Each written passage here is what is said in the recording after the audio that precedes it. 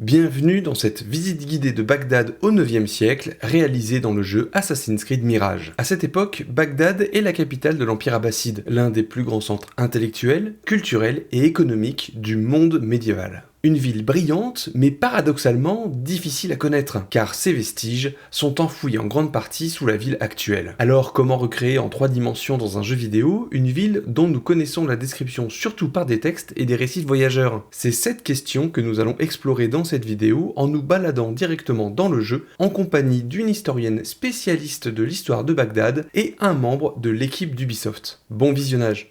J'ai le plaisir d'accueillir donc 2 experts, chacun dans leur domaine. Vanessa Van Rettergame, maîtresse de conférence à l'INALCO, spécialiste de l'histoire urbaine et sociale de Bagdad.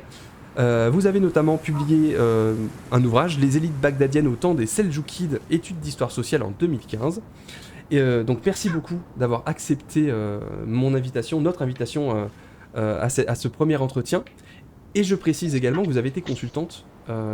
Vous avez été consulté pour la conception de ce jeu. Bonsoir à vous.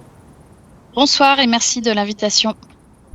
Thierry Noël, mon deuxième intervenant, Senior Inspirational Content Manager chez Ubisoft, qui a collaboré avec l'équipe de développement pour, j'ai envie de dire, veiller à la fidélité historique de la représentation de la ville dans le jeu. Je ne sais pas si c'est bien de le dire comme ça, entre autres casquettes, je suppose. Merci beaucoup Thierry d'avoir accepté notre invitation. Eh bien merci beaucoup pour l'invitation. Je vais jouer le touriste, ça devrait pas être très très difficile normalement. Et donc pour commencer, moi je m'étais placé à cet endroit-là, donc un peu loin de la ville, hein. Peut-être que j'aurais dû me rapprocher, hein, mais bon heureusement nous sommes armés de notre dromadaire ou chameau pour pouvoir nous déplacer. Donc on se trouve au nord de la ville, on est vers le Caravansérail, qui est un lieu dans lequel on doit se déplacer à un moment du jeu. Bien sûr, je vais y aller sans plus attendre. Et là, on traverse des paysages qui sont vraiment des paysages d'alentour de Bagdad, quasiment jusqu'à aujourd'hui, c'est-à-dire des palmeraies. Il faudrait peut-être un peu plus de palmiers, mais c'est un terrain plat. Et puis, on cultive les palmiers. Il y a d'autres cultures aussi en Irak, mais il y a effectivement des petits champs. On se sert de l'eau des grands fleuves sur lesquels sont situés Bagdad et notamment du Tigre, ce voisin de l'Euphrate, pour irriguer ses champs. J'ai un doute, vous allez me corriger, hein, mais entre le Tigre et l'Euphrate, lequel est au nord et lequel est au sud? Alors le Tigre est à l'est et l'Euphrate est à l'ouest. Ok, donc là nous sommes plutôt du côté de l'Euphrate. Et alors, on est un peu entre les deux là. Vanessa, oui, on est près de l'Euphrate. touche un des sujets, mais alors de base, c'est des premières constatations qu'on avait faites quand on s'est posé la question de reconstitution. C'est de se dire que, contrairement à ce qu'on peut véhiculer dans certaines productions, c'est une région qui est extrêmement verte et effectivement traversée par deux fleuves extraordinaires. On est bien dans le croissant fertile. C'est vert, c'est cultivé, c'est pas un désert en soi, contrairement à ce qu'on voit parfois ce qu'on s'est habitué à voir depuis une bonne vingtaine d'années dans certaines représentations de l'Irak. Et on tenait à ce qu'il y ait cet aspect-là, ouais. Oui, là on va petit à petit y aller. Alors pardon, je vais me rapprocher, parce que l'idée c'est d'aller ici, donc on va ensuite pouvoir traverser justement cette périphérie de Bagdad, cette banlieue de Bagdad. On a croisé des autruches, je crois. Oui, tout à fait. Ça, c'est assez surprenant, mais...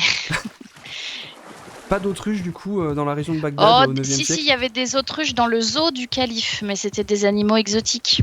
C'était des animaux qui avaient été offerts par des ambassadeurs venus d'Orient, d'Extrême-Orient.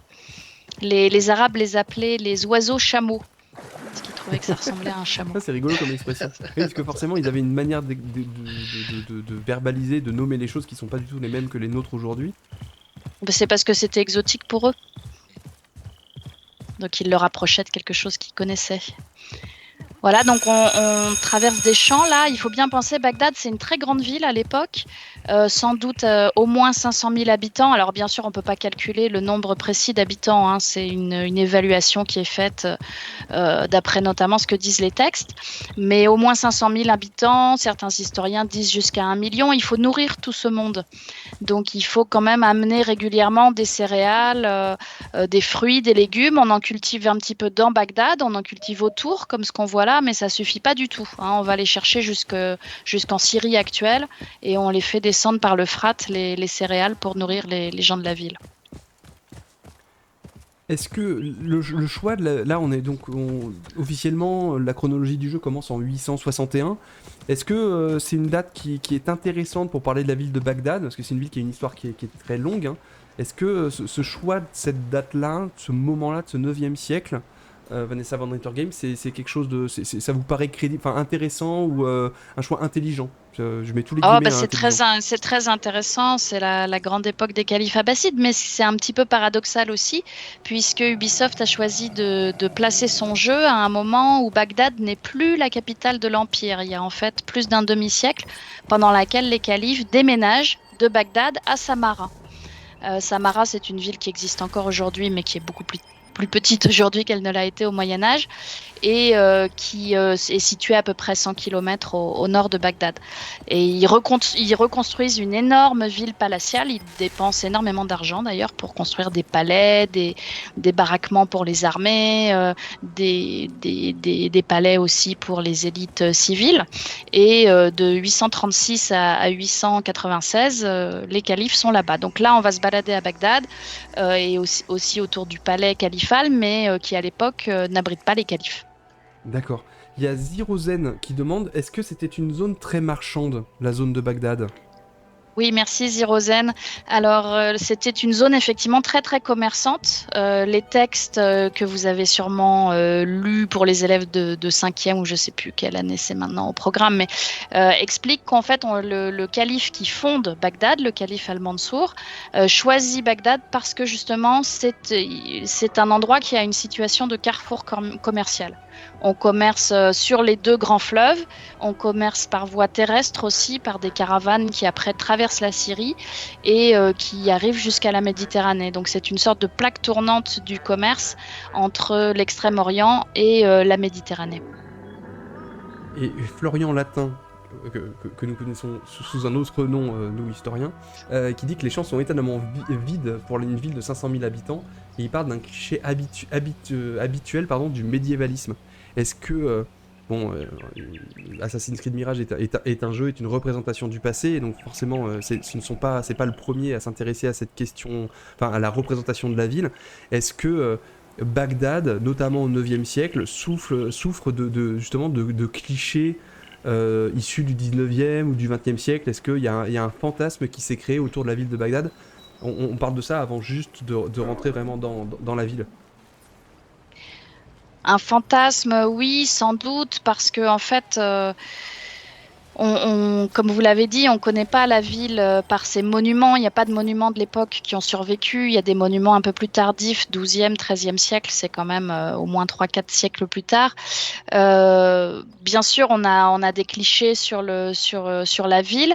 Ce que j'apprécie là dans le jeu, c'est que c'est une ville habitée. C'est une ville peuplée. C'est pas une ville qui est faite que pour les califes et les vizirs et leurs armées. Voilà, là on voit, je sais pas ce qu'on voit sur notre droite, mais on voit des provisions, du fourrage pour les animaux, je sais pas, mais c'est quand on se promène dans la ville, il y a quand même pas mal de monde et il s'y passe un certain nombre de choses. Alors bien sûr, tout cela, ça n'est qu'une représentation dans un jeu vidéo, avec beaucoup d'attention à la plausibilité historique, on va dire. C'est pas l'histoire, c'est une représentation de l'histoire. Ça reste toujours un enjeu dans les jeux vidéo d'avoir des personnages non joueurs. Je veux dire, c'est toujours un défi d'en mettre beaucoup. Après, ça dépend des moments de la journée. On peut quand même atteindre des niveaux intéressants maintenant, de plus en plus développés, de plus en plus poussés techniquement. C'est-à-dire faire sortir les gens à certains moments de la journée plutôt qu'à d'autres, les mettre en action, en activité. La question, évidemment, étant que dans un monde ouvert comme celui-ci, on est censé pouvoir interagir. Et à partir du moment où on va vers une personne, il faut qu'elle soit en train de faire quelque chose et que si on revient plus tard, elle soit toujours en activité. On n'est pas censé pouvoir la suivre jusqu'à ce qui était le cas avant dans les jeux. On a connu ça, en tout cas ma génération, où on suivait un personnage qui allait buter contre un mur et qui au bout d'un moment faisait demi-tour et repartait dans l'autre sens. Donc comme ils ont une vie, ça suppose d'activer tout ça. C'est vrai qu'on peut jamais mettre autant de gens qu'on voudrait. La question de la foule, elle est toujours complexe, même si là, quand même, il y a un petit défi technique qui a été relevé sur le fait d'activer beaucoup de gens en même temps.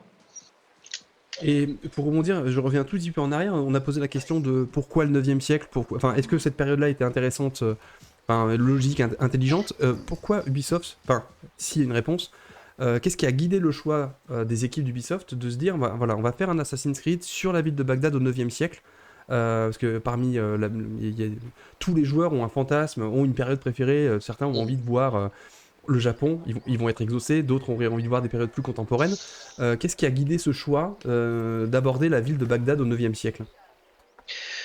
Parce que le prédécesseur, l'auguste prédécesseur de Mirage, Valhalla, se passait au 9e siècle, et alors par contre beaucoup plus haut, dans le monde viking et dans l'Angleterre anglo-saxonne, sous assaut des Vikings.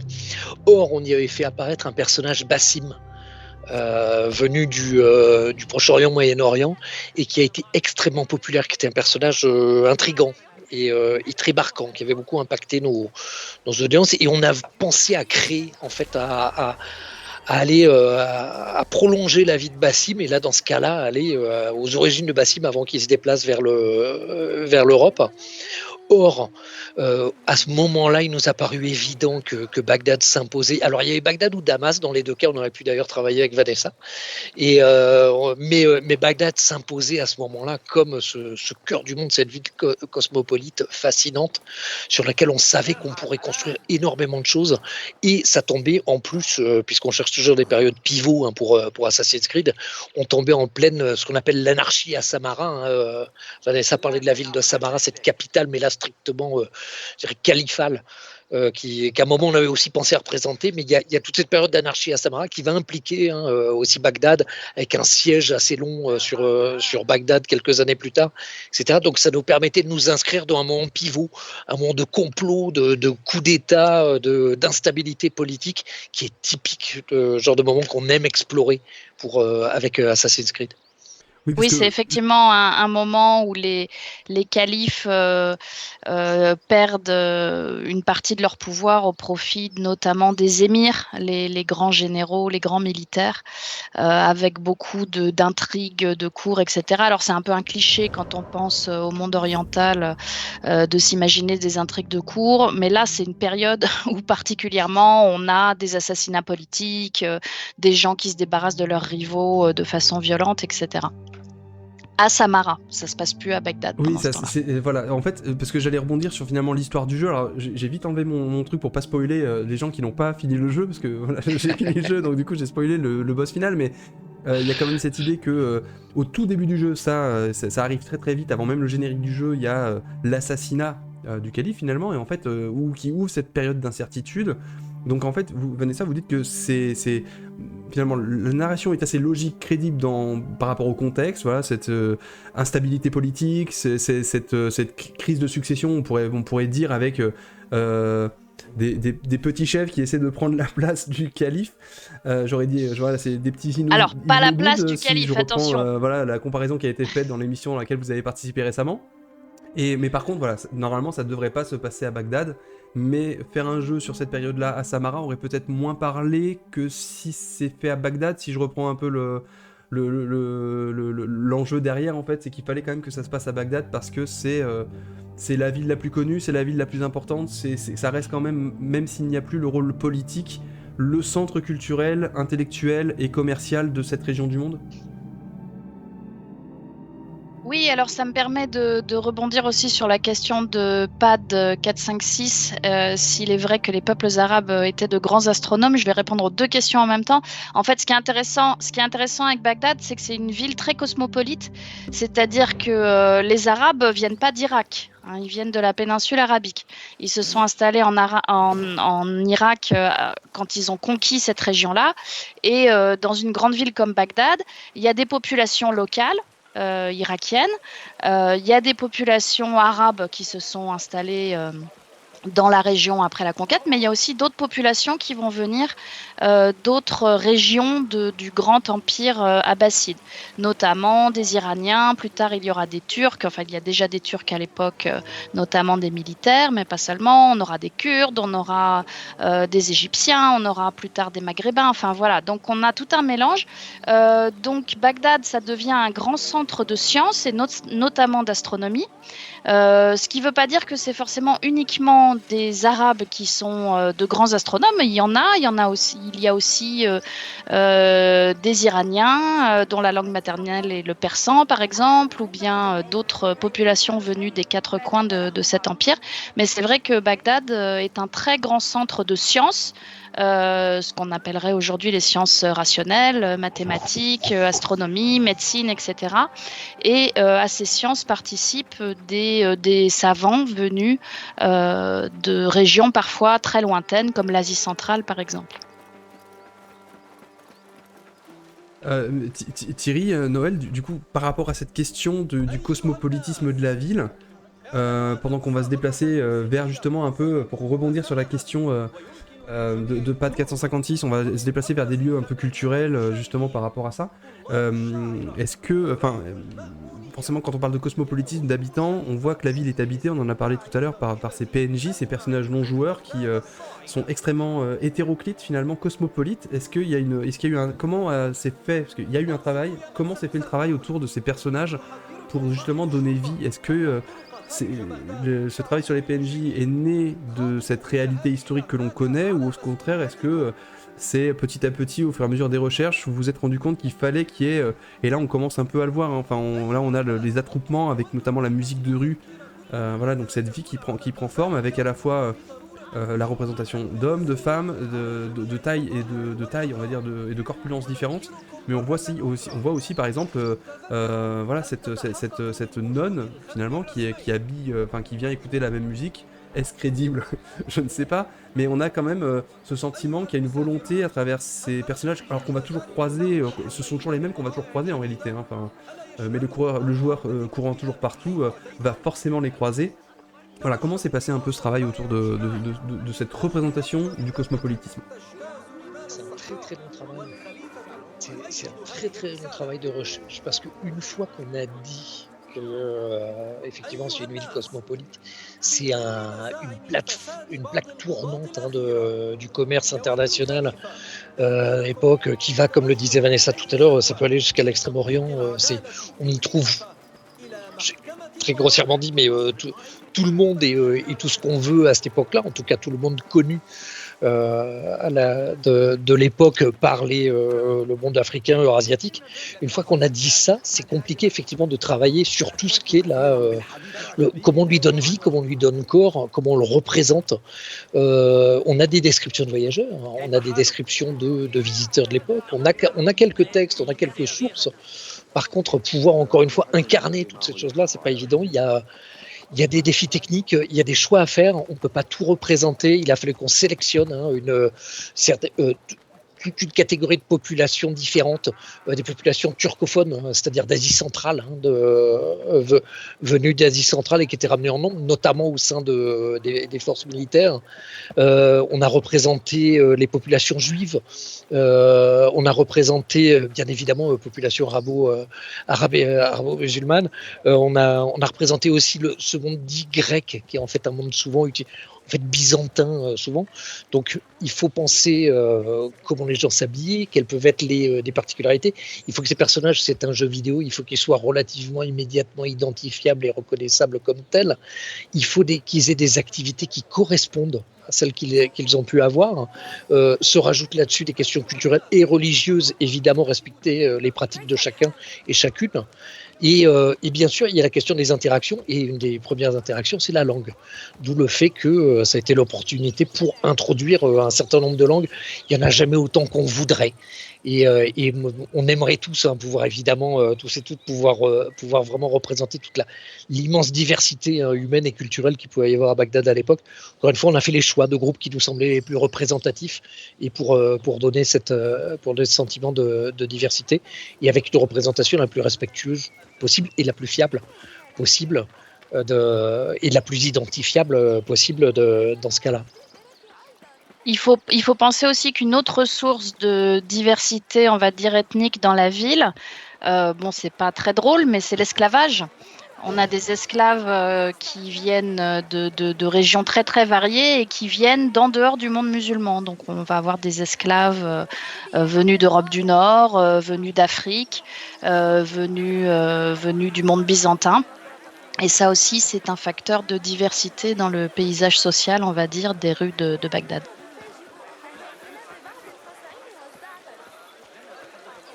Pardon, je suis en train de régler 2-3 trucs de lumière. Que la nuit tombe à Clermont-Ferrand. Il y a un autre détail que je trouve intéressant par rapport à cette diversité, justement parce que ça peut être compliqué au visuel on va dire, discriminer visuellement tous ces personnages et de leur origine.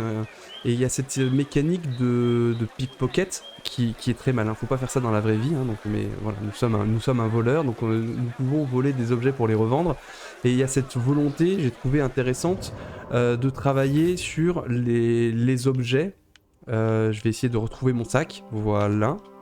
Et justement, on va avoir ces objets qu'on va piquer qui proviennent de différents lieux. Voilà. Donc, je viens de piquer une bague sumérienne pendant que vous étiez en train de discuter. Mais on peut, pièce de la dynastie Tang. Donc, on sent bien qu'il y a une volonté et il y a eu un travail sur justement les petits, on va dire par l'objet. Comment ça s'est fait ce travail-là? Est-ce que pour le faire dire simplement, en gros, il faut qu'on rende palpable ce cosmopolitisme ou qu'on arrive à faire comprendre que les personnages viennent d'ailleurs, et vu qu'on peut pas leur faire dire facilement et qu'on veut pas surtout travailler en français ou voilà ce genre de choses, on va le faire uniquement, on va le faire par les objets. Alors effectivement, ce sont toutes les multiples formes de narration possibles. En dehors de tout ce qui serait stricto sensu scripté, c'est les multiples manières narratives et c'est toutes les options aussi offertes par un monde ouvert dans lequel il y a ce que l'on voit, il y a ce que l'on peut l'apprendre dans ce cas-là, ce qu'on peut entendre. Il y a toutes ces formes d'interaction qui nous permettent, sont autant d'éléments pour nous, pour transmettre toute cette diversité. Ça se voit sur les édifices, ça se voit sur les vêtements, ça s'entend à travers les langues, comme je le disais, ça peut se transmettre à travers les objets et qui sont évidemment des ouvertures vers toute cette diversité, ce cosmopolitisme de la ville de l'époque. C'est de multiples manières de le montrer et là-dessus, c'est vrai qu'un monde ouvert comme celui des jeux Assassin's Creed, ça permet de le faire de multiples manières, de le faire comprendre et ressentir de multiples manières. J'ai lu, mais j'avoue avoir perdu l'URL, mais j'ai lu que quand deux PNJ de la même contrée se croisaient dans la rue, ils s'arrêtaient pour discuter entre eux dans leur langue. C'est vérifié? Est-ce que ça a été conçu comme ça ou c'est que j'ai mal lu?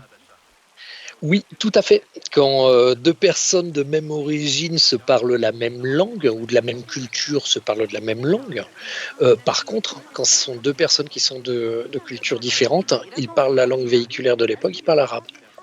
Alors ça, c'est très bien parce que l'arabe servait vraiment de langue effectivement intermédiaire pour les personnes qui étaient de langue maternelle non arabe. Tout le monde à peu près était capable de comprendre et parler l'arabe. Et l'arabe devient aussi la langue des savants, c'est-à-dire que même des savants iraniens dont la langue maternelle était le persan, comme ceux dont je parlais tout à l'heure, ils écrivent en arabe, comme ça on les lit dans l'ensemble de l'Empire. Et donc, Petit pour avancer détail par sur rapport à les... notre sujet, là on vient d'arriver à la maison de la sagesse. Je suis rentré tranquillement dans la cour intérieure, qui est un bâtiment emblématique, à la fois, j'ai envie de dire, de la ville de Bagdad, mais aussi de la civilisation moyen-orientale, puisque même dans des jeux comme Age of Empires, le 4 par exemple, il y a cette notion de maison de la sagesse, c'est un des bâtiments emblématiques des civilisations musulmanes. Donc voilà à quoi elle ressemble quand on est en version aérienne. Et donc c'est vraiment présenté dans la narration du jeu quand on doit y aller comme une espèce à la fois de bibliothèque mais d'université où il y a tous les grands penseurs, les philosophes de l'époque qui y vont. Est-ce que voilà, qu'est-ce que vous en pensez, vous, Vanessa Van Rettergame, de cette université, pour prendre un concept très contemporain, voilà, est-ce que vraiment la Maison de la Sagesse était une université au sens moderne du terme, ou est-ce que Alors, c'était plus pas du complexe tout. que ça? C'était pas du tout une université. Bon, déjà, c'était sans doute pas un bâtiment, ou en tout cas pas un bâtiment aussi grandiose que celui-ci. La Maison de la Sagesse est une institution qui a énormément frappé les Occidentaux, qui est devenue extrêmement célèbre, en Occident, comme symbole effectivement de la détention d'un savoir, du développement d'un savoir et de l'intérêt pour la science et le savoir. Ce que nous disent les textes, en fait, ils en parlent assez peu, mais ils nous disent surtout que c'était une bibliothèque. C'est une réserve de livres qui, dans un premier temps, appartient au calife. Les califes abbassides, aiment bien récupérer et centraliser des livres qui viennent d'un peu partout dans leur empire. Il n'y a pas que des livres en arabe, il y a des livres en sanskrit, il y aura des livres en pelvi, l'ancienne langue de l'Iran, des livres en grec, etc. Et le 9e siècle a frappé aussi les esprits, c'est peut-être pour ça que ce siècle est si connu, parce que les califes et certains vizirs ou autres grands dignitaires de leur entourage ont commandité des traductions de ces ouvrages, de ces ouvrages grecs, iraniens, indiens, etc., vers l'arabe. Et donc c'est une période où on traduit par exemple Euclide, les mathématiques d'Euclide, les éléments d'Euclide, pardon. On traduit Ptolémée, qui est un grand géographe, mais aussi astronome, pour revenir à la question de tout à l'heure. On traduit les grands textes du savoir médical grec, mais on se traduit aussi des fables indiennes, des livres persans avec des livres de sagesse qui donnent des conseils aux princes pour le bon gouvernement, etc. Et on ne fait pas non plus que les traduire, c'est-à-dire on a un peu retenu en Occident juste l'idée des traductions, mais en fait ce sont des ouvrages qui sont traduits mais dont le contenu est vraiment approprié par les savants d'expression arabe et qui donc développent les connaissances dans ces domaines que j'ai cités, la médecine, l'astronomie, les mathématiques, mais aussi la zoologie par exemple, la connaissance du vivant. Voilà. Alors, cette maison de la sagesse, ça n'est pas une université, dans le sens où c'est pas un endroit où on forme des étudiants. Ce qui ressemble le plus à une université apparaît à partir du XIe siècle, donc 2 siècles après la période où on se promène là. Et c'est ce qu'on appelle la madrasa, qui est un endroit en fait où on transmet le savoir traditionnel, le savoir religieux surtout. Un peu de savoir littéraire aussi, mais c'est surtout le savoir religieux. Voilà. Donc la Maison de la Sagesse, c'est surtout une bibliothèque princière que les califes ont ouvert à des savants en pratiquant un mécénat qui a permis à ces savants de se consacrer à leur science et de traduire, mais aussi de produire des œuvres originales qui ont beaucoup développé le savoir à l'époque. Alors là, je rebondis parce que je me balade pendant que vous êtes en train de discuter. Il y a justement Pat 456 qui posait la question de ce qu'il y avait à l'intérieur, donc vous y avez largement répondu. Et là, je viens de monter moi à l'étage de ce bâtiment, donc de cette bibliothèque, et voilà, on vient de me faire comprendre qu'il fallait que je fasse pas de bruit et que je me fasse pas remarquer, sinon j'allais me faire largement zigouiller. Est-ce que voilà, il y avait une espèce d'interdiction pour les bateaux ou le peuple de la ville de pouvoir y accéder? Est-ce qu'il y avait cette idée de culture réservée à certains et pas à d'autres? Alors c'était pas une bibliothèque publique, hein. On dit bibliothèque, donc on pense aux bibliothèques publiques d'aujourd'hui, et c'est pas une bibliothèque publique, c'est la réserve de livres privée du calife. Donc le calife peut y faire accéder qui il souhaite, mais Bassem qui se balade dans Bagdad, non, il va pas rentrer dans la bibliothèque du calife. Ça, c'est un anachronisme total. Techniquement, voilà. j'ai pas le droit de mettre, donc je le fais parce que voilà, je brave la loi, mais techniquement, je vais pas le faire parce que j'ai pas envie de perdre du temps, mais je me ferai largement engueuler, voire plus. Et vu que je ne sais pas exactement qui regarde, j'ai pas envie non plus de faire état de mes prouesses de guerrier et de tuerie. Et en préparant cet entretien, Vanessa Van Rettergame, justement, on était venu un peu dans la Maison de la Sagesse, vous avez montré 2-3 petites images, et y en avait une qui vous avait un peu marqué. Alors, est-ce que vous pourriez nous parler justement de ces bibliothèques qui ornent la bibliothèque, la réserve de livres du calife? Et en fait, ça vous avait fait, cette image-là, vous avez fait réagir.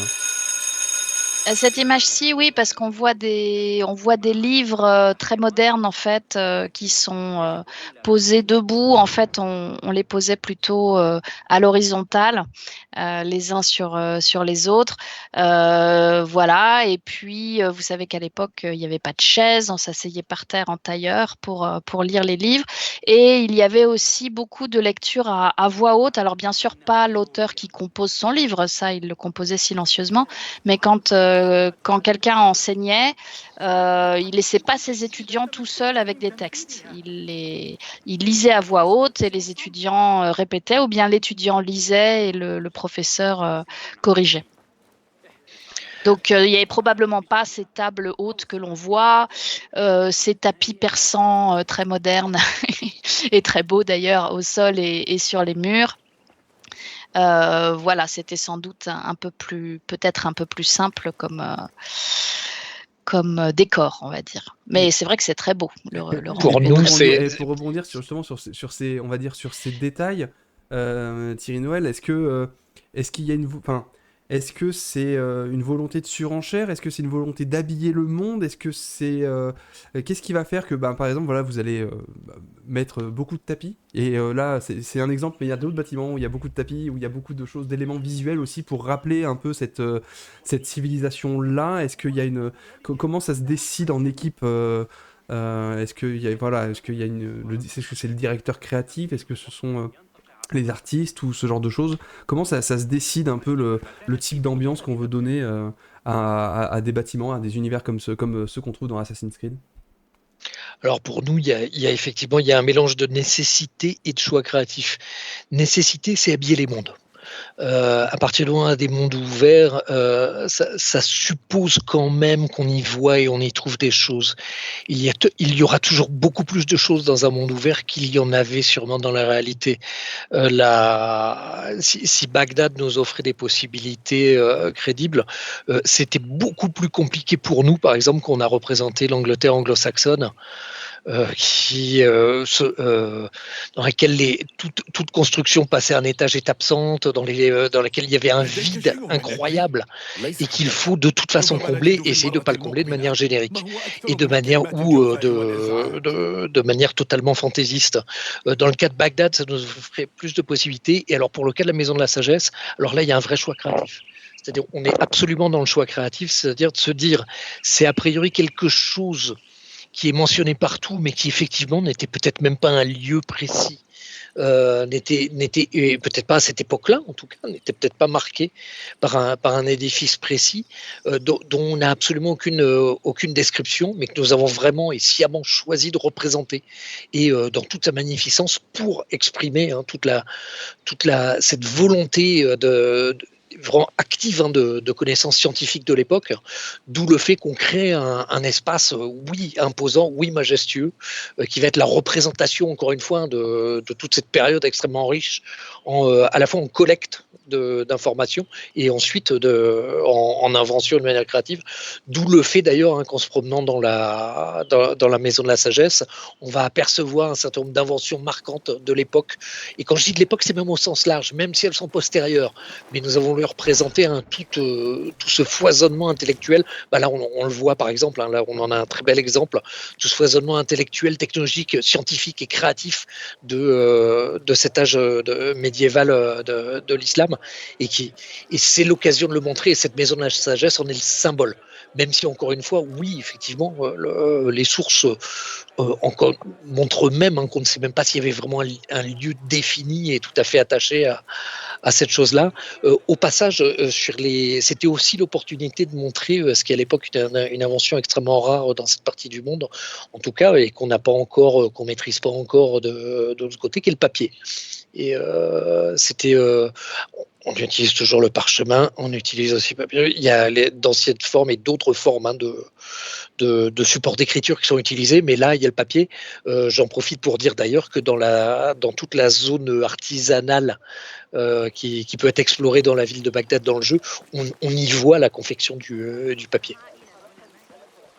Oui, le papier, c'est une technique chinoise qui était connue depuis le IIIe siècle et qui commence à être connue dans le monde musulman à partir de la fin du 8e siècle. Donc le 9e siècle, c'est vraiment le grand boom du papier, avec des grosses conséquences parce que c'est un support de l'écriture assez peu cher, qu'on peut fabriquer relativement facilement. Il faut juste avoir de l'eau. À Bagdad, on ne manque pas d'eau. Et donc, Bagdad devient vraiment un marché du livre, un lieu où l'on produit du papier, où l'on copie des livres et où l'on achète et vend des livres. Il y a un marché aux livres. Jusqu'à l'époque contemporaine, mais sans continuité, on va dire, entre les deux. Mais à l'époque médiévale, il y a un marché aux livres très actif à Bagdad. Alors justement, il est question de Zerozen qui pose la question, est-ce que la ville était marchande? Donc moi je vous propose, on est resté beaucoup dans la maison de la sagesse, on pourrait dire encore beaucoup de choses sur les quêtes secondaires de récupération de livres qui répondent finalement assez bien à cette idée de collection de livres et de ramener dans la collection privée du calife. On va se déplacer dans un autre quartier, donc le quartier du Kark, peut-être que je prononce peut-être très très mal, et ça permet juste le temps qu'on y aille peut-être de discuter de cette répartition en quartiers. Voilà, en gros, il y a la ville ronde au centre, le quartier de Harbiya au nord, Abaziya et le Kark, enfin qui sont très comment dire, schématiques ou ils ont chacun leur fonction. Voilà, ils ont une fonction. Et d'ailleurs, la narration du jeu nous le fait bien comprendre, parce que chacun de ces quartiers a un chef dont il va falloir qu'on s'occupe pour lui soutirer des informations. Vanessa Van Rettergame, est-ce que cette division en quartiers, est-ce qu'elle est crédible? Est-ce qu'elle est connue par les descriptions qui sont faites, par les récits de voyage, par les géographes qui vont visiter cette ville-là? Alors, ce qu'on voit bien là, en regardant la map du jeu, c'est tous les canaux. Bon, ils avaient peut-être pas exactement cette forme-là, mais on a des canaux qui relient l'Euphrate au Tigre. Donc, ça coule de l'Euphrate vers le Tigre. Et c'était des canaux qui permettaient à la fois de puiser de l'eau et de s'en servir pour la vie quotidienne, éventuellement de faire circuler des petites marchandises, etc. Mais c'était aussi des canaux qui séparaient les quartiers, parce qu'il n'y avait pas beaucoup de ponts. Donc, si vous voulez, voilà, ça fait... voilà, on est ici au bord d'un canal. À l'époque, on ne les traverse pas à la nage. Bah, ça me revient. Mais il y avait des petits bacs qui permettaient de les traverser. Et puis, il y avait aussi des petites passerelles en pierre comme celle qu'on voit, qui étaient des petits ponts, en fait. Mais ça découpait quand même, on va dire, dans le plan de la ville, des quartiers assez séparés. Et ces quartiers ils pouvaient avoir une coloration professionnelle. Il y avait des quartiers plus chics, plus aristocratiques, des quartiers plus populaires. Le quartier du Kark, qui était un quartier effectivement très peuplé et très commerçant. Il y avait des grands marchés. C'est aussi un quartier qui a abrité beaucoup de populations chiites à partir du 9e siècle, on va dire. Et donc, il pouvait y avoir comme ça des petites colorations des quartiers. Certains métiers avaient leur siège dans tel ou tel quartier. Après, moi, je connais pas assez le jeu pour pouvoir évaluer la façon dont le jeu s'est emparé de ce fait-là, mais c'est un fait effectivement historique, on va dire. Et juste je rebondis, après Thierry pourra peut-être ajouter certaines choses, mais en fait, bon, je me suis trompé de sens, je commençais à sortir de la ville, mais on est passé tout à l'heure par les gigantesques portes qui sont très très bien gardées. Alors certes, on peut les traverser assez facilement, en tout cas celle de la muraille extérieure. Ça permet déjà de reparler de ces murs d'enceinte, de cette ville qui est totalement close par ces gigantesques murs. Et là, on a quand même des canaux qui, au contraire, eux, permettent de passer à travers ces murs de manière assez facile. Est-ce qu'on a connaissance de ces canaux qui vraiment faisaient le lien entre, vous avez dit, l'extérieur et l'intérieur, et finalement étaient quand même des portes béantes pour les personnes qui voudraient éventuellement attaquer la ville? Moi, ça me paraît totalement absurde comme architecture militaire. Il faut un peu... Vous pouvez revenir à la map? Comme ça, on verra bien. Il faut distinguer deux choses. Il y a la ville ronde. C'est les historiens modernes qui l'appellent la ville ronde. Je ne sais pas si vous pouvez aller un peu sur la droite de la map, voilà, qui est une ville palatiale. C'est le rond du milieu, si vous voulez. Hein. C'est là que se situe le palais du calife, les administrations, des jardins peut-être. Et puis à l'intérieur de la grande ville ronde, on va dire, il y a aussi des populations, mais qui sont plutôt les armées, les administrateurs, des gens qui sont admis à l'intérieur de cette ville ronde. Pour rentrer dans cette ville ronde, il faut effectivement passer par les 4 grandes portes monumentales. Et d'ailleurs, c'est aussi à l'intérieur de la ville ronde qu'on situe les prisons.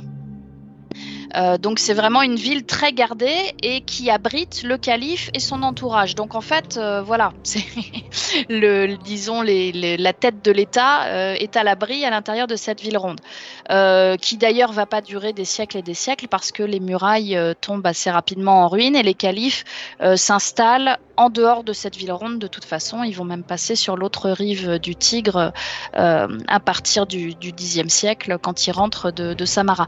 Les canaux, on peut circuler dessus, mais bon, c'est quand même pas énorme. Hein. On peut pas faire passer un haut bateau de guerre, si vous voulez. Et puis à l'époque, les armées dans la région sont quand même plutôt des armées de cavaliers et de fantassins. Il y a des flottes d'armées, mais plutôt sur la Méditerranée ou voilà, à proximité vraiment de la mer. Il y avait des douanes sur les canaux qui pouvaient taxer les marchandises qui étaient amenées par bateau. Et je n'ai pas connaissance d'invasion militaire ou de siège militaire qui se soit servi de ces canaux-là, en fait. On arrivait, si on voulait assiéger Bagdad, on arrivait à cheval et à pied. Et voilà. Et on faisait un siège classique des murailles de la ville, à coups de catapultes, bien sûr, parce qu'on connaissait les catapultes et les mangonaux. Et voilà. Et les canaux permettaient aussi, parce qu'il y avait des branches des canaux qui rentraient dans la ville ronde, donc qui permettaient aussi d'assurer qu'en cas de siège, eh bien, il y aurait toujours de l'eau pour les personnes assaillies ou assiégées. Thierry, sur ces notions sur ces canaux et sur ces gondoles à Bagdad. Pour nous, c'est absolument fascinant. Et alors, c'est là aussi, on est dans l'illustration de l'usage de tout un système hydrographique, notamment pour ensuite être capable effectivement d'alimenter une ville, une telle ville, hein, encore une fois de 500 000 à 1 million, disons, hein, d'habitants. Hein. Les chiffres sont toujours discutés, comme disait Vanessa. Mais cette idée même d'usage de l'eau de mille et une manières, et quand on va le long des canaux, on se rend compte de tous les systèmes d'irrigation, de fontaines et autres qui peuvent être utilisés. Donc ça, pour nous, c'était une opportunité extraordinaire d'illustrer cet aspect-là, de cette utilisation et de cette implantation. Et encore une fois, dans une région du monde qui est loin d'être aride, elle est bien irriguée. Et ensuite, évidemment, pour le jeu, de varier les modes de circulation, c'est bien évidemment, ça permet de jouer sur d'autres choses et d'autres aspects que de pouvoir se promener sur les canaux. Merci. Du coup, alors là, j'étais en train de me balader. Je suis venu ici pour une bonne raison, mais parce que je sais qu'ici, voilà, on peut voir des planches ou des représentations d'éléments astronomiques. On pourrait en voir aussi au niveau de l'observatoire qu'on a passé tout à l'heure. Enfin, on est passé devant, mais je m'y suis pas arrêté. Mais on voit à certains moments une volonté des équipes. Des artistes de mettre comme ça des petites touches on a vu des planches anatomiques aussi tout à l'heure quand on a été à la maison de la sagesse, donc on peut observer ce genre de choses même si le joueur lambda est incapable de se rendre compte, et c'est tout le problème quand on met ce genre d'éléments dans le jeu. Le joueur n'est pas forcément suffisamment capé scientifiquement pour reconnaître exactement, mais on a le sentiment de cette volonté de montrer vraiment ces connaissances scientifiques dont on parlait tout à l'heure. Oui, et ça c'est tout à fait conforme à des illustrations qu'on trouve dans des manuscrits médiévaux. Hein. On n'en faisait peut-être pas des grands posters qu'on affichait comme ça, mais en tout cas dans les manuscrits de l'époque, que ce soit de la médecine, de l'astronomie, etc., on peut avoir de la géographie, on peut avoir des schémas de ce type-là, on a des représentations effectivement des planètes, des différentes constellations, des cartes, alors peut-être pas aussi précis, non, des cartes de Bagdad comme ça, on n'en avait pas au Moyen-Âge. Mais des cartes schématiques qui représentent par exemple la péninsule arabique, le monde. On pensait à l'époque, alors bien sûr, on ne connaissait pas l'Amérique. On pensait qu'il y avait un grand océan qui faisait le tour du monde connu, c'est-à-dire que c'était le même océan qui reliait la côte ouest de l'Afrique et l'Extrême-Orient. Justement sur cette carte, enfin on en a parlé, et puis c'est un sujet que je pense qui est assez intéressant, parce que c'est une carte qui nous permet de voir que finalement la ville de Bagdad s'étend sur l'autre rive du Tigre. Donc la carte nous le montre, et puis là en plus on est chez les assassins, donc ceux qui savent, ceux qui ont des connaissances que les autres n'ont pas forcément, donc on va dire que narrativement ça se comprend qu'ils aient ces fameuses cartes plus précises, mais que nous n'avons pas gardées, donc on peut la liberté de l'imagination permet toutes les excentricités.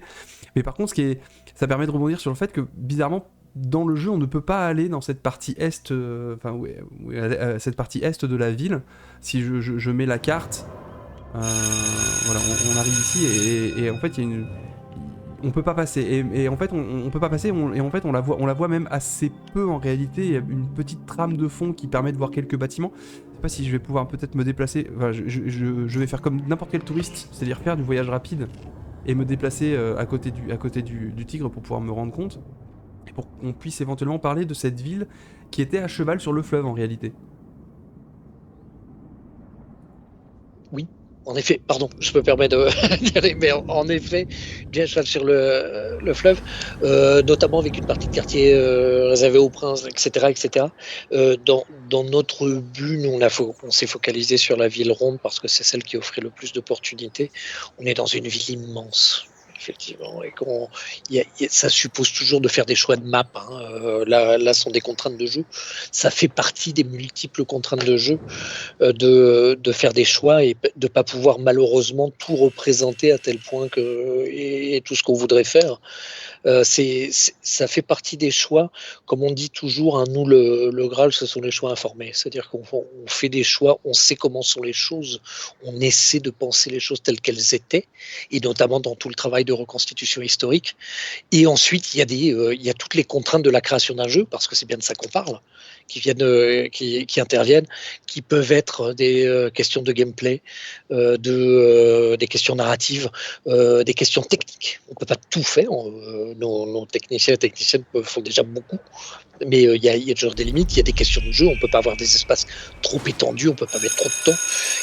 Et donc, on fait toujours des choix et des choix les plus raisonnés, les plus informés possibles, avec pour idée de maintenir non pas l'exactitude et non pas de viser l'exactitude, mais de viser l'authenticité. C'est-à-dire qu'on reste dans une reconstitution qui amène à l'authenticité autant que possible, avec bien sûr des libertés créatives de genre. C'est toujours des choses qui sont très bien identifiées. Moi, je dis toujours, c'est très bien identifié par nos joueurs et joueuses qui comprennent bien qu'il y a ce genre de choix ou de contraintes qui peuvent s'imposer pour garder la jouabilité d'un jeu. Et c'est toujours très bien vu. On ne peut pas, moi je prenais toujours cet exemple, on ne peut pas mettre plusieurs jours à aller à cheval d'un point à un autre dans un jeu. Ça marche pas. Et nous acceptons tous spontanément l'idée que le déplacement va être plus rapide. Et or, tous ces choix-là interviennent partout dans la création d'un jeu. Encore une fois, avec pour nous, et en ce qui concerne notamment Assassin's Creed, l'ambition de la part de nos équipes de maintenir un niveau d'authenticité à défaut de pouvoir toujours être dans l'exactitude. Oui, alors si on veut parler d'exactitude, il vaut mieux pas parler de la rive occidentale de Bagdad, parce que là, ça va pas du tout. C'est-à-dire, on a une rive qui en réalité était plus développée, qui n'était pas du tout un désert de sable et qui avait pas du tout non plus une montagne derrière. On en a discuté avec Thierry à un moment. La montagne, c'est pour donner de la perspective quand on est dans la ville. Effectivement, ça fait un arrière-fond très joli. C'est pas du tout exact géographiquement. C'est pas très grave, c'est-à-dire effectivement. Il y a toute une série de conventions, c'est-à-dire c'est la même question qui se pose quand on lit un roman historique, par exemple. Quelles sont les limites qu'on accepte d'un roman historique. Un roman historique, d'un point de vue d'historien, c'est toujours totalement anachronique, même si c'est très, très, très documenté sur comment on s'habillait, qu'est-ce qu'on mangeait, etc. Il y a toujours un anachronisme majeur qui est la psychologie des personnages. Voilà, on est toujours dans une psychologie moderne et très, très, très rarement dans une psychologie médiévale ou adaptée à l'époque dont parle le livre. Voilà, ici, c'est pas les mêmes questions, encore que la question de la psychologie peut se poser aussi. Moi, j'ai pas joué assez pour pouvoir parler de la psychologie des personnages. Mais bien entendu, il y a beaucoup de choses qu'on pourrait dire, hein, même sur l'architecture, sur les décors. Il y a des choix artistiques qui ont été faits de choisir des décors qui sont très iraniens, en fait, qui ressemblent beaucoup à ce que devait être la ville d'Ispahan en Iran central à la fin du Moyen-Âge ou au début de l'époque moderne. C'est pas dramatique. On reste dans une architecture de briques, on reste avec des décors gravés dans la brique. On a une idée un petit peu de l'architecture parce qu'on a des descriptions effectivement de géographes ou de voyageurs. Après, il y a toujours un moment où entre lire un texte médiéval, même très précis, et puis le moment où on voit la reconstitution 3D, je sais pas Thierry combien de choix ont dû être faits, mais en fait on choisit tout et c'est sûrement extrêmement complexe. Et justement, il y a une question de Chloé, le CPL, sur le chat, justement. Alors, une première, c'était quelle était la durée de production du jeu du début à la fin ? Voilà, combien de temps ça a mis pour recréer cette ville de Bagdad et même l'intégralité du jeu ? Et avec le recul, la question, c'est quelle a été la plus grosse difficulté historique ou celle ayant nécessité le plus de discussions pour arbitrer ? Sur le processus sur le processus de reconstitution, on parle au moins de 2 ans. Je veux dire, c'est un travail qui inclut des centaines de personnes. Je tiens à signaler d'ailleurs Jean-Luc Sala, directeur artistique, qui a été l'architecte, hein, je dirais le maître d'œuvre de cette reconstitution. C'est un travail long, complexe, sachant qu'évidemment, comme on disait, hein, une carte, forcément, les maps de jeu en compact, on peut pas tout représenter. Je sais pas, certains et certaines se souviennent peut-être du pari révolutionnaire d'Assassin's Creed Unity, qui était aussi un long travail de reconstitution, et pourtant il y a jamais tout Paris en fait, hein. On sélectionne les immeubles ou les constructions, ce qu'on appelle les plus iconiques, hein, pardon pour l'anglicisme. On va faire des choix, donc c'est un très long travail. Il faut absolument tout reconstruire, les extérieurs comme intérieurs, tout ce qu'on trouve partout, la végétation, n'importe quelle chose. Là, je vois des tapis dans les rues, les échafaudages, construction, les étals des marchés, les personnes, comme on disait aussi. La reconstruction c'est pas seulement, hein, de la culture matérielle, et aussi tout l'immatériel. Les gens qu'on va rencontrer, leurs échanges, l'ambiance. Il y a un travail sur les lumières aussi, hein, qui a été. Là, on a la chance d'avoir un Jean-Luc Sala qui a passé une partie de sa vie dans ces régions, et qui avait gardé dans son souvenir les lumières qu'on trouve très particulières, hein, qui ont été notées par certains observateurs, observatrices là-dessus. Donc c'est un travail long. Sur les choses les plus difficiles, moi je pense déjà reconstruire une ville dont il ne reste fondamentalement plus rien, puisqu'elle a été rasée par les Mongols au XIIIe siècle. C'est déjà en fait un point de départ extrêmement difficile. Je veux dire, c'est quelque chose en plus, à ma connaissance, qui n'avait pas été fait dans les Assassin's Creed jusque-là. C'est-à-dire qu'on partait quand même toujours sur une petite base, il y avait toujours une petite base de connaissances, il y avait quelques petites choses qui restaient.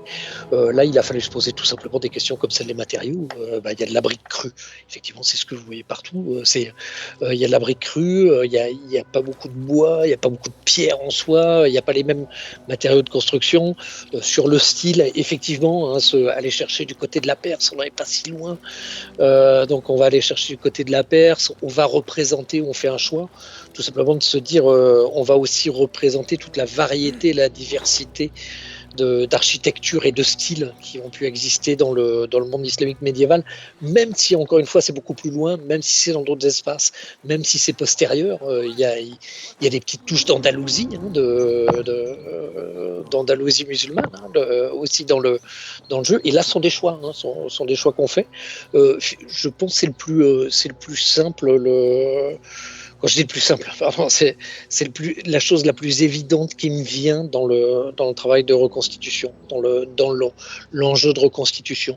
Le reste, oui, ça pose des questions à partir du moment où il y a aussi une question de respect, de culture et de personnes et de croyances, notamment quand elles existent encore aujourd'hui, quand elles sont toujours aussi présentes aujourd'hui, bien sûr. Mais pour moi, c'est une évidence, c'est quelque chose qu'on pratique de toute façon. Et encore une fois, et quand bien même, ça serait aussi des fois des cultures disparues ou fondamentalement changées. Il y a ce travail-là qui est fait, mais celui-là, on sait le faire, on travaille patiemment, on met le temps.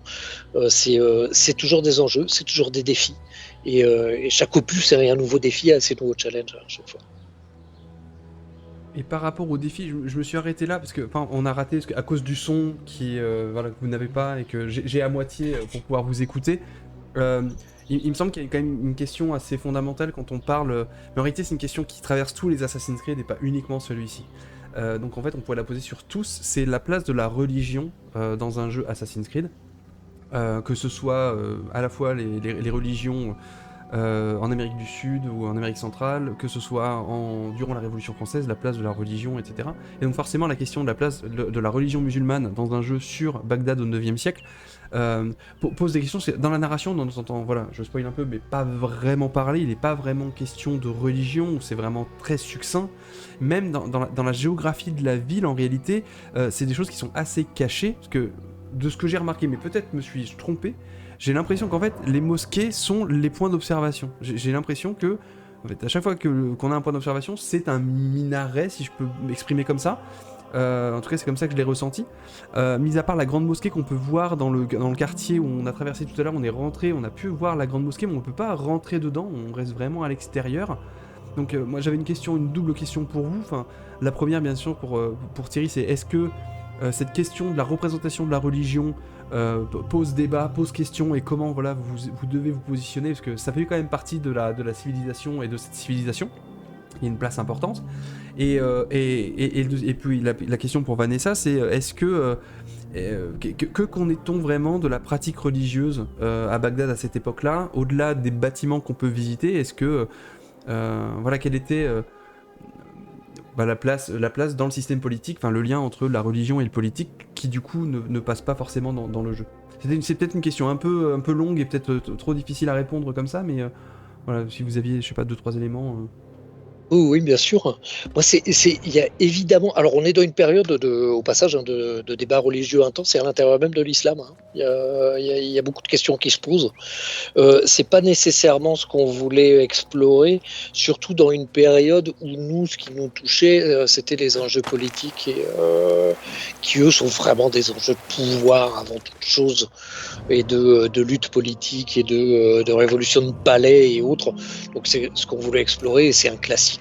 Encore une fois, on l'a dit, c'est un classique d'Assassin's Creed.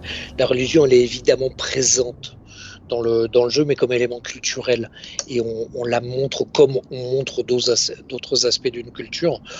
Il n'est pas question en soi de la discuter, même si encore une fois elle a toujours été présente effectivement dans l'Assassin's Creed. Il faut se rappeler qu'il y avait un Assassin's Creed dans lequel on malmenait assez sérieusement le pape. Il y a bien longtemps, comme avait pu le faire Guillaume de Nogaret à la fameuse entrevue d'Annie.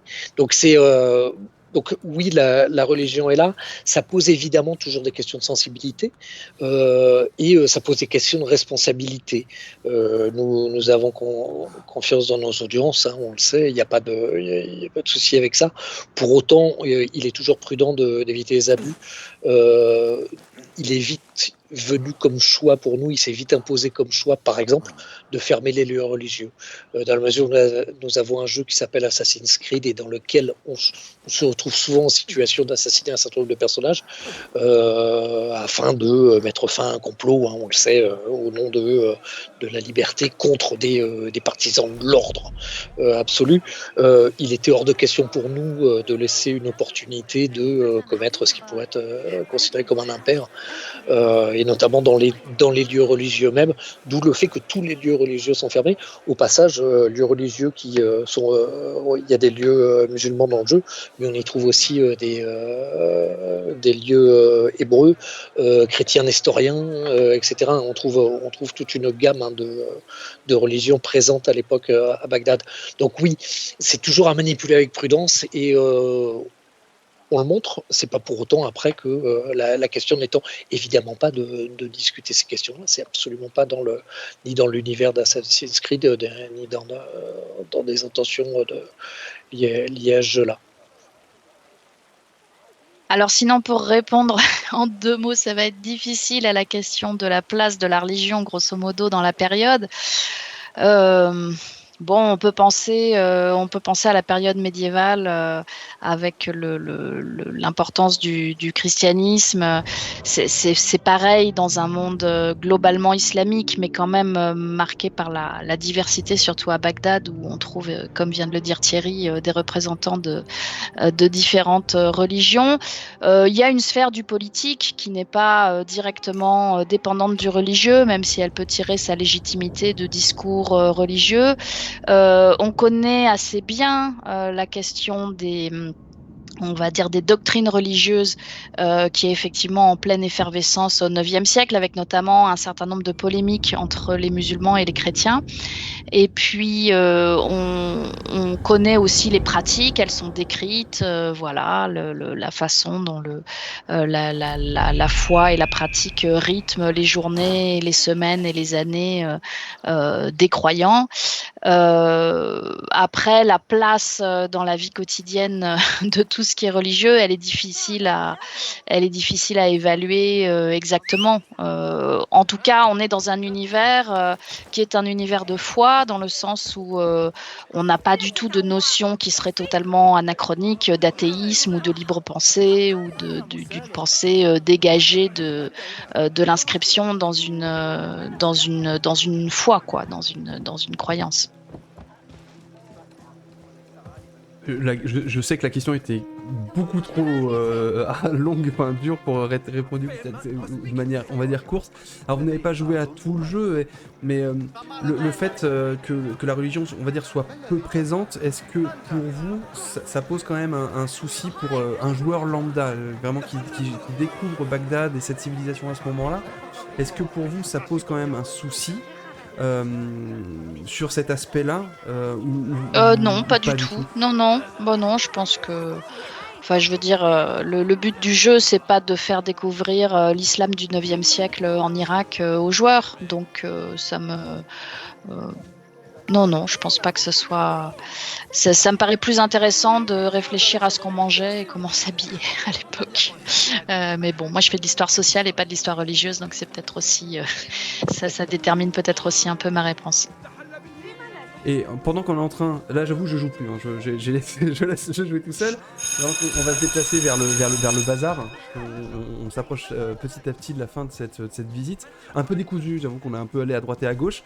Est-ce qu'on pourrait parler 2 secondes du coup, de votre collaboration? C'est-à-dire comment, sur votre métier de consultant, sur cette activité de consultant. C'est vrai que Ubisoft est un des studios qui demande de plus en plus, enfin qui demande assez fréquemment à des historiens d'intervenir sur la conception du jeu. Il y a plein de manières d'intervenir sur la conception d'un jeu. L'an dernier à Blois, on a pu discuter de cette question avec Roxane Killa, qui avait été consultante sur le jeu Plague Tale Requiem, et donc elle avait vu nous expliquer un peu quelles avaient été les consignes, quelles avaient été les missions qui lui avaient été confiées. Et j'avoue, je suis assez curieux de savoir comment comment vous avez pu travailler ensemble, qu'est-ce qui vous a été demandé, sous quelle forme, je suis assez curieux de ça. Et savoir si Ubisoft recrute. Non, je rigole. C'est vraiment par pure curiosité. Et je pense que les spectateurs ont aussi Enfin, c'est bien de dire qu'il y a des historiens qui travaillent sur le jeu. Je pense que c'est aussi intéressant de savoir comment. Alors moi, c'est Thierry Noël qui m'a contacté en fait parce qu'il cherchait effectivement des historiens spécialistes de la Bagdad abbasside. On n'est pas très nombreux en France et à l'international.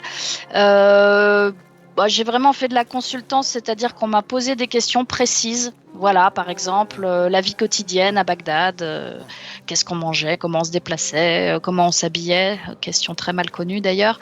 Mais aussi, on m'a posé des questions très précises sur les prisons, sur la façon dont les prisonniers étaient traités, ce type de choses, sur la vie politique à l'époque, bien entendu, sur les différentes catégories sociales et ethniques qui étaient présentes dans la ville. Donc concrètement, comment ça se passait ? C'est l'équipe d'Ubisoft qui m'envoyait des questions et je répondais soit sous la forme, j'ai fait des sortes de petites conférences en visioconférence avec aussi des équipes qui n'étaient pas en Europe, qui étaient à Singapour, je crois. Donc des petites conférences en anglais sur des sujets précis, avec une séance de questions par chat après, un peu comme aujourd'hui. Et puis sinon, j'ai aussi rédigé des petits articles sur, notamment on m'a posé des questions sur des personnages précis. Par exemple, on cherche des savants spécialisés dans tel domaine, on cherche une femme qui ait accès à la cour, on cherche une esclave qui ait accès au calife, etc. Donc, par contre, j'ai eu aucune visibilité, ça je le regrette un petit peu, sur le scénario, sur l'histoire. Et là, du coup, sur l'histoire, j'ai pas du tout été consultée, on va dire. Thierry, sur cette question et sur le fait qu'elle n'ait pas eu accès au scénario avant. Là, non, absolument pas de choses. Alors, effectivement, c'est une pratique chez Ubisoft et notamment pour Assassin's Creed de plus en plus de faire appel à des consultants externes.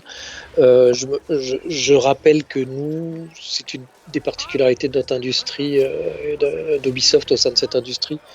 Nous sommes, à ma connaissance, la seule équipe existant en permanence et chargée de nourrir la créativité de nos équipes de développement en termes de humanité et alors histoire au sens le plus large possible et autres qui puissent donc alimenter la créativité pour tout le travail de reconstitution, de world building, comme on dit dans l'industrie du jeu vidéo, que ce soit passé, présent, futur, mais évidemment ça pose encore plus pour une franchise comme Assassin's Creed qui est profondément attachée à l'histoire et qui apporte un soin particulier à ces reconstitutions.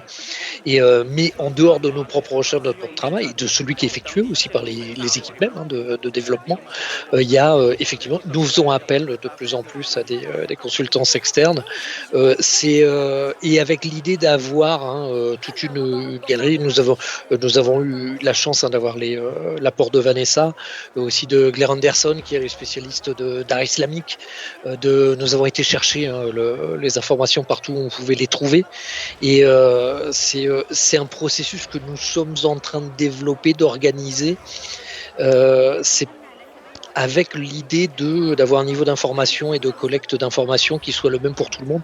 On parle de production, comme on le disait, qui réunissent plusieurs centaines de personnes, une bonne douzaine à quinzaine de studios dans le monde entier, répartis dans le monde entier, d'où le fait qu'il y a un travail de développement qui se fait 24 heures sur 24, et tout ça sur plusieurs années. Donc il y a tout un travail d'organisation et de diffusion de l'information qui rend parfois souvent compliqué d'ailleurs tout ce qui peut être révision d'assets, comment dire, d'éléments créatifs, ça peut, et ça c'est des choses sur lesquelles on travaille. Dans la question de la narration, alors qui a été magistralement menée par Sarah Beaulieu, la directrice narrative, la question de la narration, alors c'est une des choses les plus compliquées, alors que pourtant que ça paraît la plus évidente. Je veux dire, pour moi-même qui ne suis pas, je suis pas dans la partie directement de production des jeux vidéo, ça paraît la partie la plus simple et la plus évidente, alors que c'est probablement une des plus complexes en fait des jeux vidéo. Le processus de développement des jeux vidéo fait qu'on n'est pas du tout dans une construction narrative linéaire. et que en permanence le travail est remis à l'ouvrage, en dehors du fait que la narration, on en a parlé tout à l'heure, il y a une narration qui se fait au sens large, qui est environnementale, comme on dit, tous les éléments qu'on voit, toutes les interactions, etc. Donc la narration, c'est un travail extrêmement complexe et dans lequel le script même de la quête principale et n'est qu'un élément. Alors un élément important et qui nous paraît peut-être le plus évident, mais en fait, il y a de multiples manières de parler. Et en réalité, ce script, il est remis 100 fois à l'ouvrage du fait de choix de rajouter un quartier, enlever un quartier, simplifier, enlever une faction, rajouter un morceau, enlever des personnages parce que ça n'a pas d'intérêt dans le développement ou que ça alourdit le processus d'interaction. Donc je souhaiterais que, encore une fois, des gens comme Sarah soient là pour vous en parler, de l'extrême complexité que de suivre cette chose-là. C'est un des métiers les plus complexes du jeu vidéo. Et encore une fois, parce qu'il n'est pas du tout comme dans le cinéma, à différence du cinéma, il n'est pas du tout linéaire, on n'a pas un scénar en soi. Il est 100 fois remis. Donc, en fait, c'est pas étonnant que Vanessa y ait pas eu accès en soi. Nous-mêmes, c'est une chose qu'on voit. On voit les factions, on voit les personnages passer. On voit de la même manière on nous parle des quartiers, on voit des éléments matériels passer devant nous. Mais c'est vrai que c'est très dur de travailler comme ça. C'est un vrai processus de travail très différent des autres médias et qui impose des méthodes de travail très différentes. Et pour nous, et je termine avec ça, encore une fois, pour une équipe comme la nôtre, ça suppose de le penser. Je veux dire, comment on alimente la créativité des équipes en information, d'inspiration tirée du réel, tirée du monde académique, et comment on le fait tout au long d'un processus qui n'est pas du tout le processus de création classique, linéaire qu'on peut trouver dans d'autres médias. Et j'ai une question peut-être indiscrète, mais Vanessa Van Rentergame, vous êtes joueuse de jeux vidéo par ailleurs? C'était c'était un univers qui vous parlait déjà ou pas du tout? Alors, pas depuis mes 14 ans, donc ça fait bien longtemps. Mais j'ai deux garçons, jeunes adolescents, collégiens, voilà. Donc, je suis forcément branchée sur le jeu vidéo. Mais j'avoue que je connaissais de nom la licence Assassin's Creed et je savais qu'elle avait une prédilection pour l'histoire, mais je suis pas moi-même joueuse de ce jeu-là ni d'un autre. On n'avait pas parlé d'Age of Empires quand on s'était rapidement vu. C'était pas partie du jeu auquel vous aviez joué. Enfin, ça fait vos références. J'ai dû jouer à Prince of Persia il y a vraiment très très très longtemps et à d'autres jeux. Mais moi, je jouais à une époque où les jeux en monde ouvert n'existaient quasiment pas. Enfin, il y avait des jeux d'aventure, voilà, où on tapait du dialogue pour obtenir des renseignements, etc. Mais c'était très pixelisé. Bon, on était déjà très content d'avoir ça. Donc, c'est vrai que arriver dans Assassin's Creed comme ça, voir le résultat. En fait, la première fois que j'ai pris contact avec l'équipe, tout le artwork avait déjà été fait. Il y a sûrement eu des modifications après, etc. Mais il y avait déjà une ville en 3D. Et là, j'ai été vraiment bluffée parce que, voilà, j'avais pas l'habitude de me retrouver projetée dans un décor comme ça, extrêmement crédible, parce qu'il faut bien le dire, après on peut discuter de la véracité historique de chaque détail, mais on a quand même une crédibilité de l'ensemble, de l'ambiance. Moi j'apprécie beaucoup effectivement les lumières, surtout de jour. De nuit aussi, c'est compliqué parce qu'il y a la question de l'éclairage, comment on éclairait, etc. À quelle portée arrivait l'éclairage, les lampes, etc. Voilà, donc c'est vrai que c'est très impressionnant. Il y a beaucoup de choses qui seront encore sûrement améliorées dans les années et les décennies qui viennent, l'interaction avec les personnages non joueurs, etc. Mais c'est quand même déjà assez bluffant, je dois dire. Après, c'est la ligne un peu directrice aussi d'histoire en jeu et de tout ce que je peux faire avec le jeu. C'est l'idée plutôt d'armer les joueurs à avoir un regard critique ou d'exercer un peu un regard critique sur ce qu'ils ont devant les yeux ou ce qu'ils entendent, plutôt que de chercher un jeu qui nous remplace, nous, en tant qu'enseignants, pour ma part, ou vous, en tant qu'historienne. Et justement, c'est une question qui me taraudait, je l'avais noté dans le conducteur, et en fait elle est super loin, mais c'est des représentations qu'on a de Bagdad visuelles, et qu'on trouve même dans les manuels scolaires. J'invite les gens qui sont sur internet, sur Twitch ou YouTube qui nous regardent, taper Bagdad 9e siècle images, ça ressemble, c'est très particulier. On a une image finalement qui est assez, vous me l'avez dit, biaisée de la ville de Bagdad. Avec finalement on n'a que la ville ronde, il y a même pas, il y a rien autour. D'ailleurs c'est le désert. Il y a même pas non plus la rive occidentale comme on en a parlé tout à l'heure. Bon, là elle y est pas non plus dans le jeu, mais sur la carte du jeu elle y est. Donc la carte figurative, l'image qu'il y a de la carte dedans. Et voilà, moi c'était une question, c'est est-ce que ça vous paraît raisonnable, et je vous dis ça un peu à dessein parce que j'ai des étudiants et étudiantes, peut-être sont-ils là ce soir, qui m'ont déjà posé la question, est-ce que ça vous paraît raisonnable d'en faire un outil au service de l'enseignement, notamment de cette période-là, tout en gardant en tête qu'il faut avoir cet appareillage critique et cette prise de distance sans rentrer dans le fact-checking permanent, et je vais mourir, de tous les détails du jeu. Et pendant que vous répondez, j'essaie de survivre. D'accord. Raisonnable, oui, ça me paraît raisonnable, surtout dans les périodes sans combat, parce que j'aime pas les combats. Mais ça me paraît une très bonne base pour discuter. Après, effectivement, le but, c'est pas forcément de dire à chaque fois ça oui, ça non, etc. Je pense que, moi, ce que j'aime beaucoup, c'est que c'est une ville vivante, voilà, et que toutes les images qu'on a un peu de Bagdad au Moyen-Âge, c'est le palais du calife, la ville ronde. Enfin, quand on a une image, parce que quand même, la plupart des gens n'ont absolument aucune image, même s'ils sont passés par les programmes de 5e, ça passe tellement vite qu'on n'a pas vraiment le temps de développer. Mais voilà, donc l'idée d'une ville vivante avec beaucoup de monde dehors, avec des tas d'activités professionnelles, commerciales, avec le pouvoir qu'il a et là sans être là, mais c'est aussi la période qui veut ça, avec des militaires, avec voilà, non, ça me satisfait tout à fait. Après, oui, on peut dire, non, il faut pas mettre des céramiques blanches et bleues sur les façades parce qu'il n'y en avait pas à l'époque. Là, j'ai vu un gros anachronisme qui vient de passer, un chariot à roues. Il n'y a pas de roues dans les villes du Proche-Orient médiéval. On utilise des bêtes de somme, on n'utilise pas des chariots. Voilà, ce qui peut expliquer aussi qu'il peut y avoir des rues étroites et qu'on y passe quand même. Mais c'est déjà une base pour discuter et puis aussi pour effectivement réfléchir aux représentations. C'est-à-dire que ce qui est le plus compliqué peut-être et difficile à réussir, c'est la question du costume. Où là c'est un petit peu difficile de se départir d'une imagerie orientaliste qui est basée sur ce qu'on voyait dans le meilleur des cas au Maghreb au 19e siècle. Les costumes, on a très peu de textiles qui sont conservés de cette époque. On a quelques illustrations, mais qui datent du XIIIe siècle, difficilement avant.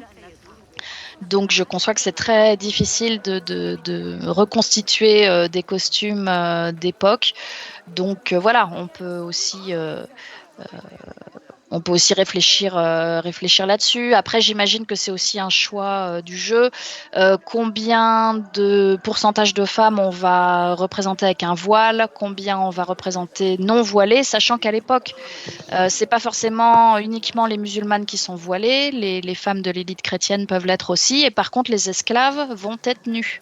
Donc le voile est un symbole de statut élevé. Plus qu'un symbole d'appartenance religieuse à 100%. Voilà, donc moi ça me paraît bien pour discuter et pour... Et là du coup vous n'entendez pas, mais je vous le dis, on est arrivé au moment, c'est ce que je voulais qu'on entende et qui me paraît intéressant. On parlait de religion tout à l'heure et ça va rebondir sur une question de Zirozen, il me semble encore, qui parlait des voix et notamment des voix des PNJ, des langues parlées. Il y a eu un effort d'Ubisoft de faire un doublage en arabe pour que le jeu... Et d'ailleurs, moi j'ai testé le jeu et j'ai joué au jeu en arabe. Alors, c'est un peu compliqué, il faut quand même lire les sous-titres en français parce que je ne suis pas fluide dans cette langue-là.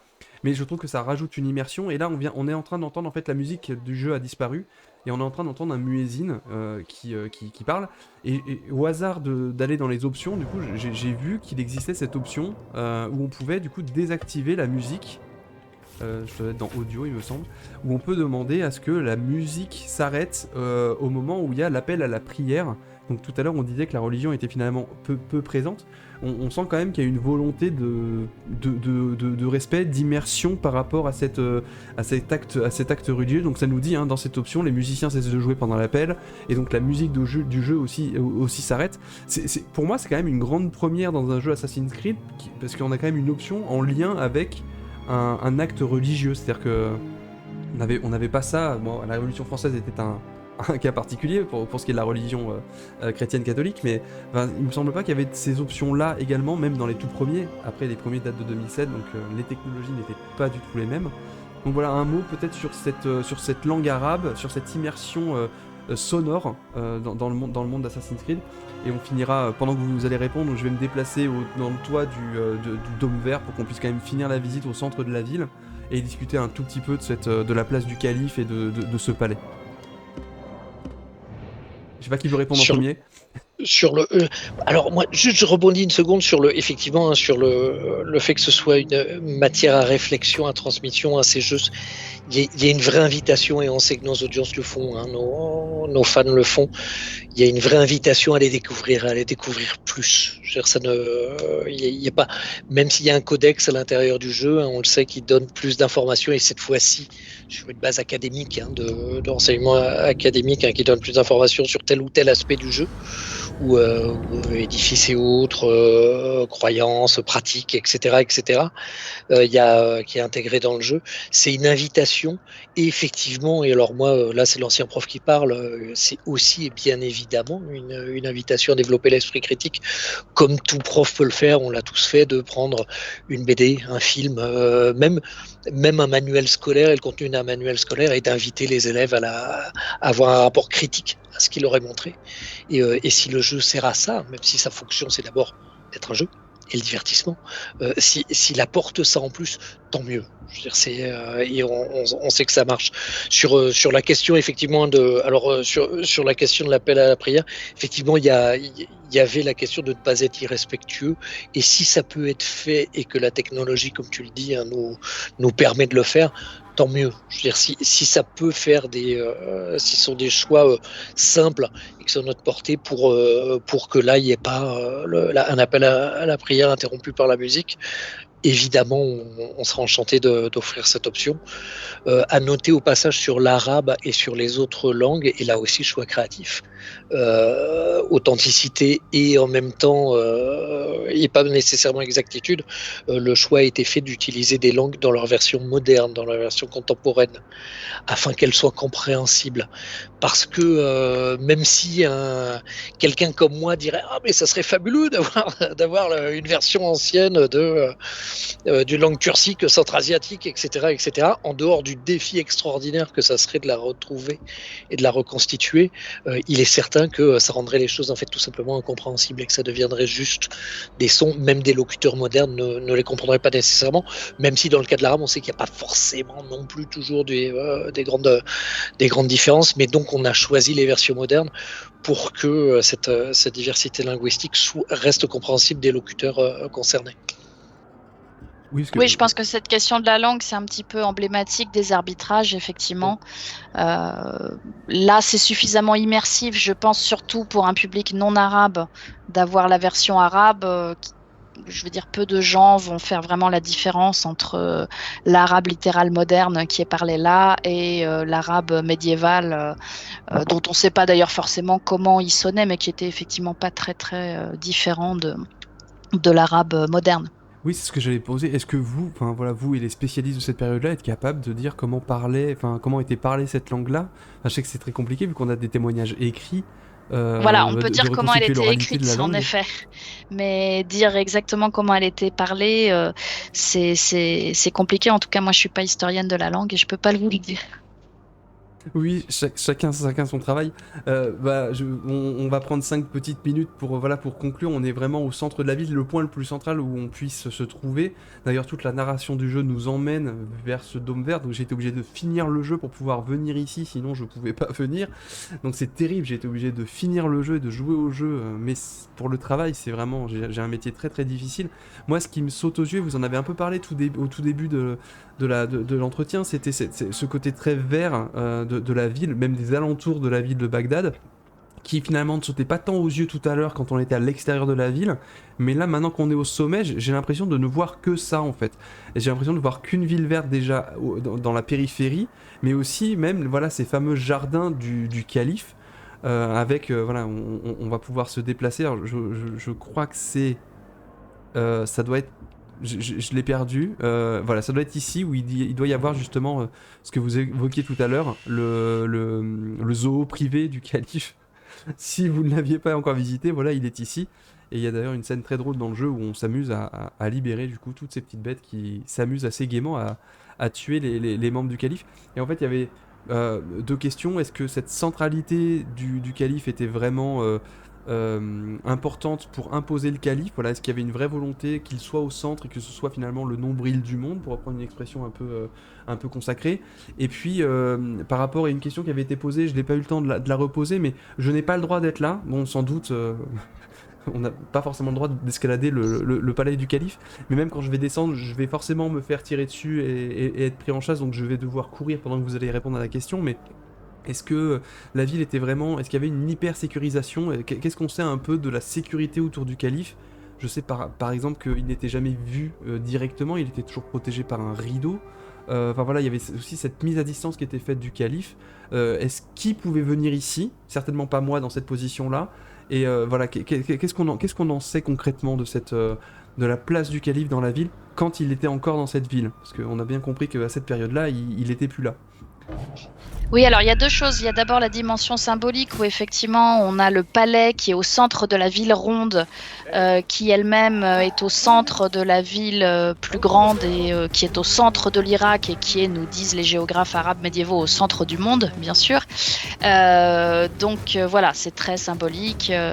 Bagdad comme centre et comme modèle universel pour l'Empire, avec le calife au milieu qui en est le seul souverain.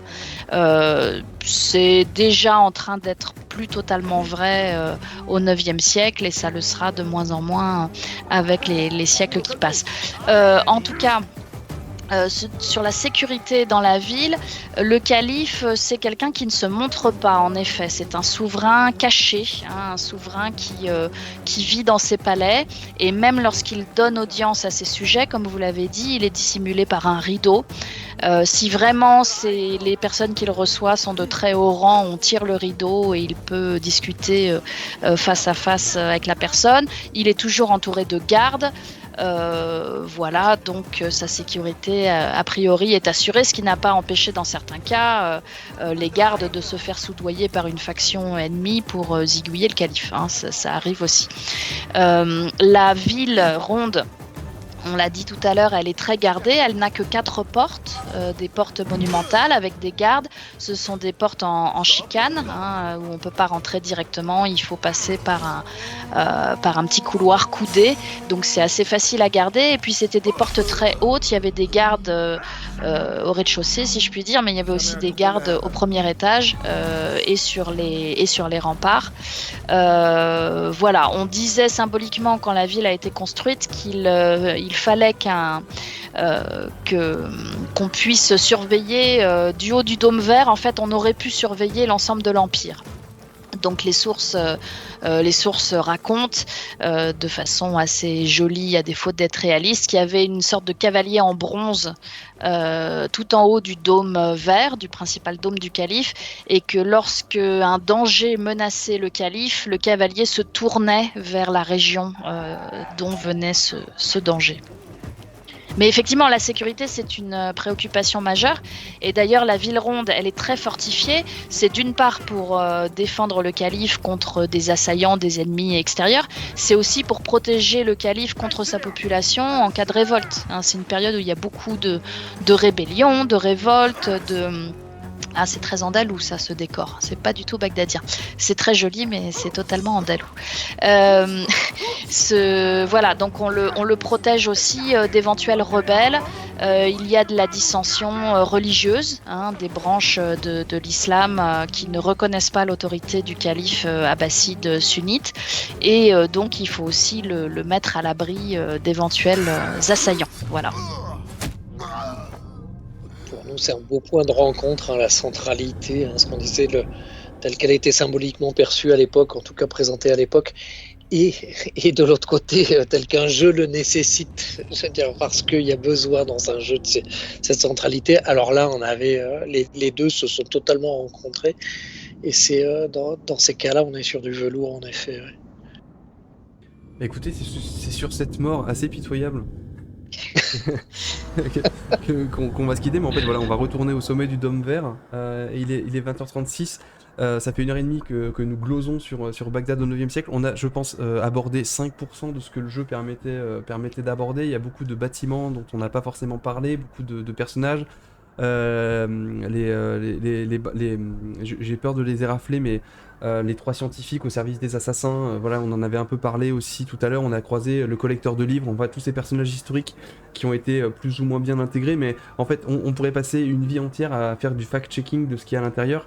Donc voilà, je voulais pas forcément rentrer dans cette chose-là. Je vous remercie énormément d'avoir répondu à notre invitation, d'avoir joué le jeu de cette visite un peu particulière en ligne, etc. Je rappelle, Vanessa Van Rettergem, que vous êtes spécialiste de Bagdad et de l'histoire sociale et urbaine de Bagdad, que vous écrivez de nombreux ouvrages et que vous serez au rendez-vous de l'histoire de Blois pour parler.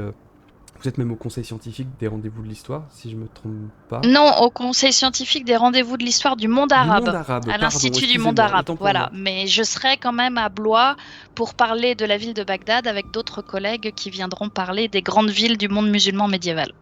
Bah écoutez, j'espère que on aura au moins l'occasion de se croiser si je ne peux pas venir à votre table ronde. Avec plaisir. Je pense aussi que bon, les jammers qui sont en train de travailler, et on va retourner les voir tout de suite, regarderont avec replay, et je pense regarderont avec beaucoup d'intérêt et de curiosité justement comment on peut, en tant que créateur de jeu, s'inspirer de la science historique, s'inspirer des connaissances historiques pour fabriquer un jeu et pour faire passer un message. Je pense que vous avez bien évoqué cette question-là de quelles sont les informations qu'on va mettre dans le jeu. Et je conclurai en disant que c'est pas parce qu'un jeu contient des informations qu'elles sont forcément accessibles et qu'elles vont forcément se transformer en savoir auprès des joueurs. Donc il y a un vrai travail d'explicitation, un vrai travail de discussion à avoir sur le jeu, ce que j'ai essayé d'initier ce soir avec vous. Donc merci beaucoup, merci aux gens dans le chat d'avoir posé des questions. Alors certaines n'ont pas pu être posées, mais n'hésitez pas à revenir lors d'une prochaine soirée, j'aurai peut-être des réponses à vous apporter. Et on va se laisser là, on va faire une petite pause sur le stream histoire de souffler, de manger un tout petit peu, et puis on se retrouve pour la deuxième partie de la soirée. On va tester, retester, redécouvrir les jeux de la Game Jam de 2023, donc les 8 jeux qui ont été faits lors de la Game Jam de l'année dernière. Donc surtout sur les streams, ne bougez pas, faites une petite pause, mais on se retrouve dans un petit quart d'heure, 20 minutes, le temps de quitter la ville de Bagdad et de revenir au 21e siècle. Merci beaucoup Vanessa, merci beaucoup Thierry. J'espère que vous avez pris du plaisir. Merci beaucoup à vous. Voilà, vous avez passé une bonne soirée. Merci beaucoup. Merci, à plus.